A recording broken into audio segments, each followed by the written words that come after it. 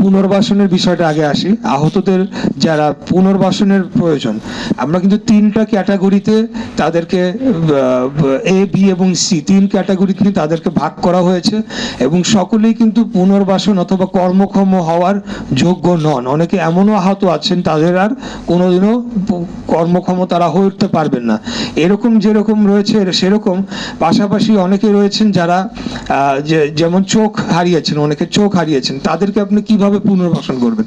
তো এই বিষয়গুলা নির্ধারণ করার জন্য যে কাদেরকে কোন সেক্টরে, যেমন কেউ হয়তো বা পা হারিয়েছেন কিন্তু তার বাকি তার ব্রেন কাজ করছে, চোখ কাজ করছে, তিনি কম্পিউটারে বসে কিন্তু অনেক কাজ করতে পারেন, কিন্তু তাকে তাহলে কি করতে হবে? ওটা আমাদের আইডেন্টিফাই করে তাকে ওই কাজের জন্য ট্রেনিং দিয়ে কর্মক্ষম করে তুলতে হবে।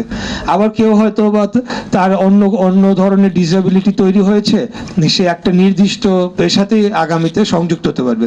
সেটার জন্য আমাদের এই জুলাই অভ্যুত্থান অধিদপ্তর থেকে ক্যাটাগরি ভাগ করে যুব এবং ক্রীড়া মন্ত্রণালয়ের মাধ্যমে একটা আলাদা উদ্যোগ নেওয়া হয়েছে। সেখানে এই ক্যাটাগরি পুনর্বিন্যাস করে কে কোন ক্যাটাগরিতে ট্রেনিং প্রাপ্ত হতে পারেন এবং তাদেরকে পুনর্বাসন করা যায়, সেই উদ্যোগটি গ্রহণ করা হয়েছে।